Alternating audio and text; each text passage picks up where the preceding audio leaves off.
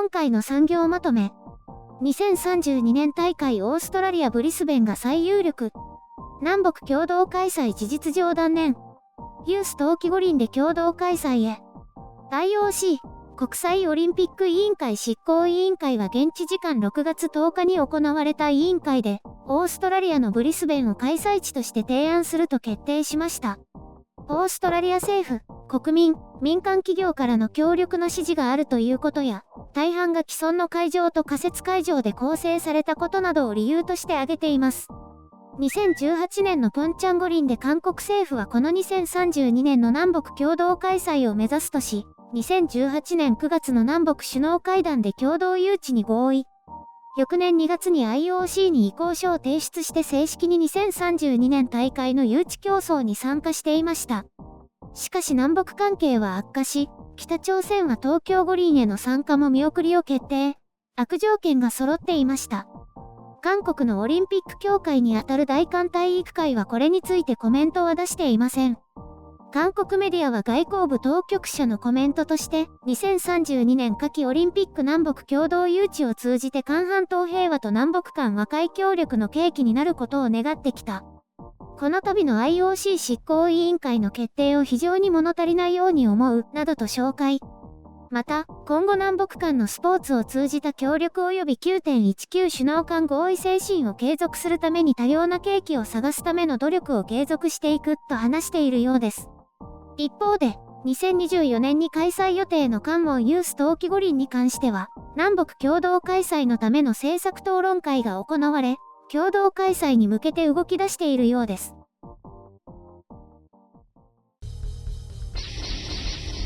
編集所感。今回の概要。もともと無理だったでしょ。竹島問題、IOC の二枚舌。ユース冬季五輪はまだ脈あり？南北関係が改善した頃、ちょっとした話題になっていたのがソウルと平壌での五輪共同開催提案。多分日本人はその当時から誰もできると思っていなかっただろうけど、関係が少しずつ冷え込んでいく中で、一切音沙汰がなくなっていて、もう誰も何もしていないのかと誰もが思ったことでしょう。でも、意向書を出してしまったからか、一応開催希望国としては残っていたんですね。その、IOC がブリスベンを推薦する様々な理由を挙げていますが、南北共同開催はどれも叶うものがなく、そもそも無理すぎる話だったことがわかります。あのまま南北関係がうまくいって、鉄道事業も進んで、南北の交流が活発になっていたとしても、現実的にどうなのかなと思いますね。まずソウルと平壌って遠すぎるでしょ。パンデミックでもないのに選手が平壌で行動制限されるとかザラに起きそうですね。平壌の選手村とか想像するだけでゾッとしますね。大体国連からも制裁受けている国家が五輪なんてね。妄想もいいところでしょう。ムン・ジェイン大統領は 3.1 節の記念演説で、東京五輪は日韓間、南北間、米朝間の対話の機会になる。韓国は東京五輪開催のために協力する、と話していましたが、今やそれすらも水の泡になってしまいましたね。北朝鮮が不参加を決定したのは4月5日に朝鮮体育のホームページを通じて発表されていました。IOC には正式に伝えていないらしいですけど、北朝鮮は IOC の説得には応じなかったようで、北朝鮮選手不参加分を再割り当てとかしているみたいですね。まあ、北はコバックスのワクチンも入ってきていない状況だし、代表選手が亡くなっていてもわからないですからね。ある日突然写真がなくなるだけで。それにしても韓国はもろに五輪を政治利用しまくっているではないですか。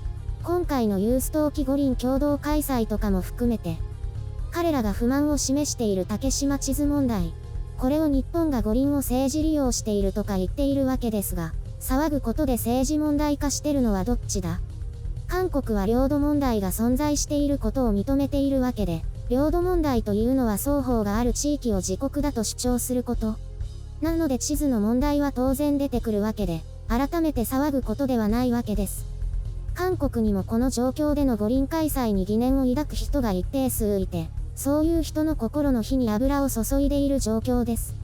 ピョンチャン五輪の時は統一期に竹島入ってなかったけどね。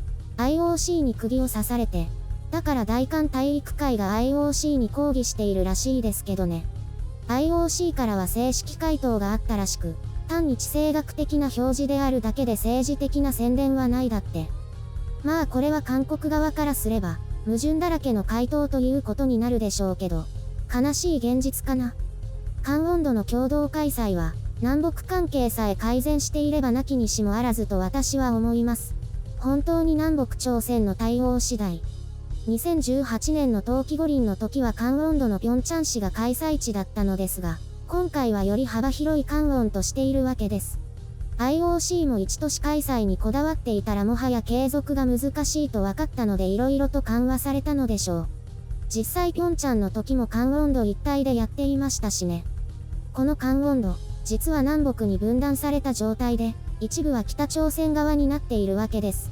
なので地名としては北側の一部も含まれるということになる。この理屈が通れば南北の分断線を越えた共同開催ができるはず。というのが共同開催論者の主張のようです。なのでへりくつじみているけど一応筋が通っているとも言えるわけで、頑張るらしいですけどね。問題は IOC の独断で決まっちゃうところですけど。なんか北側には観光団地があるらしく、お金をかけて開発も必要ですけど、それでなんとかしようという考えらしいですね。あ、そういうのも国連制裁違反の対象になるんだっけ？北朝鮮も IOC に対して不義理を働いたばかりだしな。まあ、ソウル平壌よりは可能性はありそうだけど、やっぱり無理なのかな？時間もないしお金もかかるし。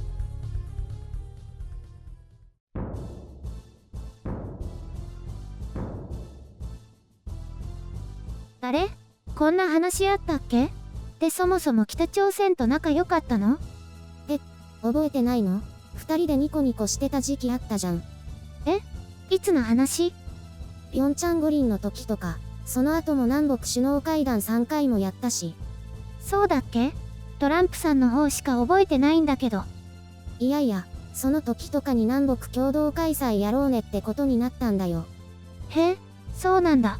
でも結局やらないんでしょ。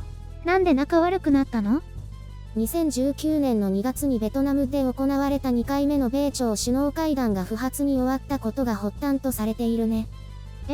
アメリカのせいなの？関係なくない。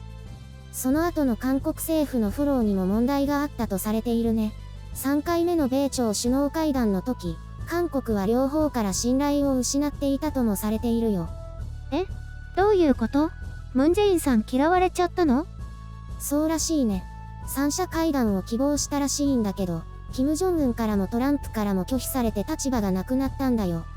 それでオリンピックの話もなくなったの？おそらくとどめは2019年の夏に計画されていた南北鉄道連結調査の延期だと思うね。韓国側が米国の圧力を受けて北側の調査を延期しちゃった。そこでなんでアメリカが出てくるの？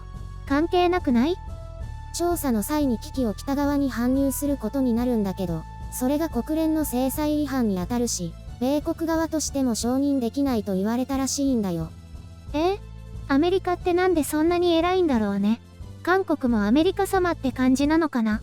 体が大きいから偉そうに見えるのかな。そうとも言えるけど、それに素直に従った韓国政府に対して北朝鮮は激怒したんだよね。南北関係より米韓関係が優先かって。北朝鮮はかわいそうってことなのかな。別にそういうわけでもないけど、問題は韓国が北側に誠意と本気度を見せられなかったことだと思うね。私は米国と関係悪化してもやるべきだったと思う。それもまた無茶な感じするけど。米国の圧力はとてつもなく恐ろしいものなんだよね。だからそれを乗り越えることを北朝鮮は期待したんだよ。でも現実は今回中国の意に反したのと同じ。さらに G7 に招かれてヘラヘラするようなお方なの。ムン・ジェイン大統領は。なんか、一貫性あるようでなかったんだね。一言で片付けちゃうとそういうこと。簡単に片付けられてそっちの方がかわいそうな気もするけど。集まれ、白雪姫の、てんこ盛り。ゆるりんって高級ブランド物何か持ってる？NVIDIA のグラフィックカードくらいかな。あとは、ないかな。高級ブランドって言ったらシャネルとかグッチとか、あとは、そんな感じのやつのこと。NVIDIA も同じランクだよ。クアドロだし。何それ？聞いたことないブランドだよ。ブランド物って言ったら、カバンとか時計とかそういうファッション系のことなんだけど、まあいいや。私はいろいろ持ってそうに見えると思うけど、興味ないから持ってないんだ。いろいろ持ってそうには見えないけどね。会社の後輩とか、グッチのスマホケースとかグッチのお財布とか持ってるんだよ。あ、若い子でもブランドの小物持ってる人多いよね。スマホケースは4万円近くするんだよ。カバンだと15万円以上だよ。ブランドのものってなんか重いんだよね。あ、持ったことないけど。よくルイ・ヴィトンのバッグが重いって聞くよね。カバンはやっぱり使い勝手が良くて軽くて見た目が可愛いものがいいよね。ブランド物を持ってると気分が上がって前向きになったりするのかな。私は興味ないけどね。それでこの前パーソナルジムでね、トレーナーさんにアップルウォッチの自慢してたの。羨ましそうにしてたから、アップルウォッチ、ちょっとお高いけどおすすめですよ、って言ったの。そしたらね、でも5年前にこれ買っちゃったからな、っていうの。黒い普通の腕時計だったけど、一応ね、それはブランド物ですよね。どこのブランドですかって聞いたの。そしたらこれシャネルだよって。シャネルって腕時計作ってるんだ。知らないよね、普通。シャネルの時計ってどれくらいするか知ってる？ 100万円。私は20万くらいかなと思いながら、多めに見て、30万円くらいですかって聞いてみたらね、ちょっと言えないかなって言われたの。ってことはもっと高いってことでしょ。